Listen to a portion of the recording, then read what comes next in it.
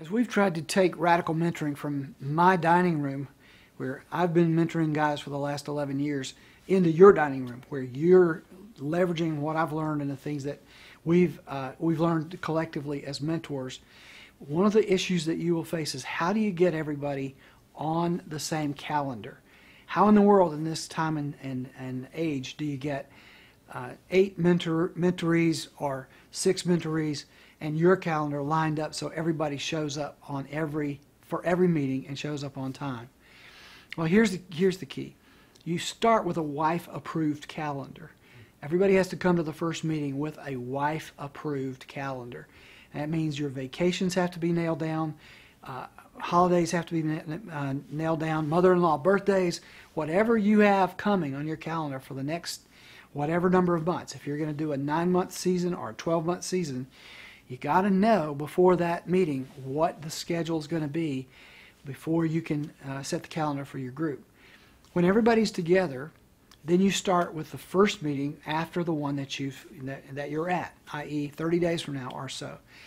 And you, as the mentor, you hold the cards. It's your deal. So you start with, hey, okay, I'm going to propose September 20th because that's on your calendar and it's a good date, and maybe it's a Monday night, which has always worked well for me because guys who travel tend to leave on Tuesday. So Monday night seems to work.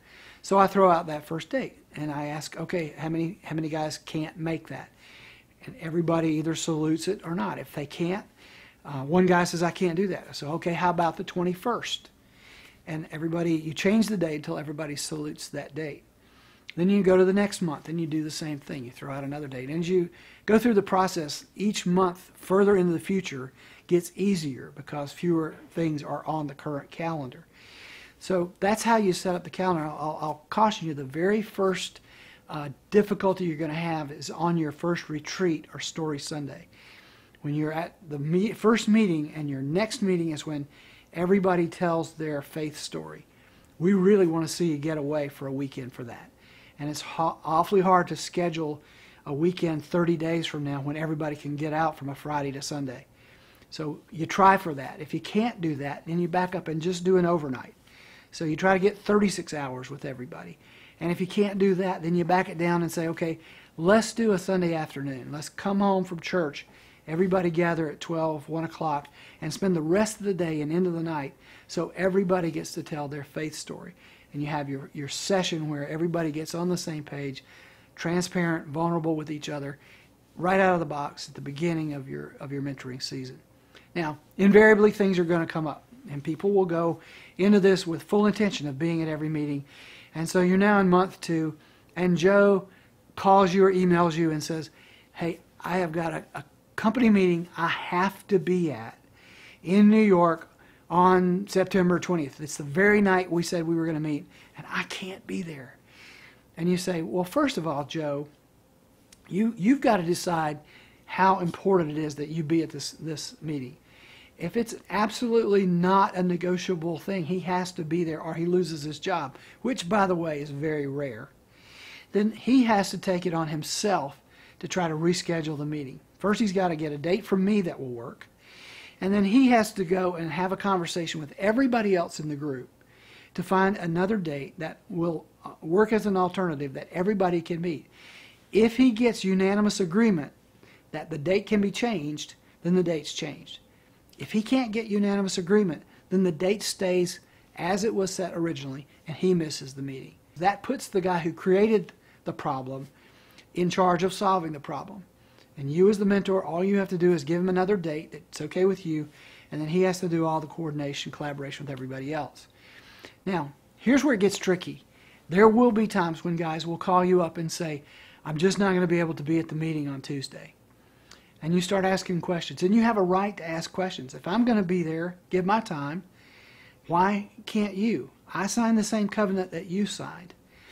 And you'll find over and over again that guys, particularly in the beginning of the year, before they've truly bought in, they'll see things that typically they would use as excuses to not do something that maybe was a little lower priority for their wife or even for them at the time.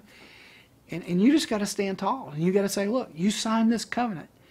What part of this covenant between you and God, and you and me, and you and the other guys in the group. What part of this covenant do you want to rewrite? And over and over again, you find that guys, when you hold up that covenant to them, they'll find a way to work things out. And that's good for them. One of the greatest success stories we've ever had in radical mentoring was a breakthrough that happened in a guy's marriage, because he had signed up to go on a cruise unknowingly, without paying attention to the calendar for radical mentoring. And he ultimately had to come back from the cruise and drive 9 hours to get to the meeting. And his wife was upset, and he was upset, and it was awful. And he came to that meeting and had this incredible encounter with Christ. And he will tell you that he is so glad that he held up his end of the bargain. He honored the covenant, and he showed up at that meeting. Otherwise, he doesn't know if he'd have ever gotten the blessing that he got by being at that meeting and hearing what God had to say for him. So settle your calendar early. Don't be flexible. When you have to be flexible, force the problem creator to be the problem solver. And when any and every excuse comes your way, any and every conflict, competing priority, whatever, really, really hold true and hold firm to the covenant commitment that people make. I think the covenant says that you only change a date when you have divine intervention or you are profoundly sick. And, having a birthday party for your 9-year-old daughter is not what I would call divine intervention. And having a little bit of a pain in your elbow or something like that isn't profoundly sick. Guys will honor and respect the Radical Mentoring Group calendar if you make it mean something, make it important to them, and make sure that they understand that your commitment is not taken lightly, and neither is theirs.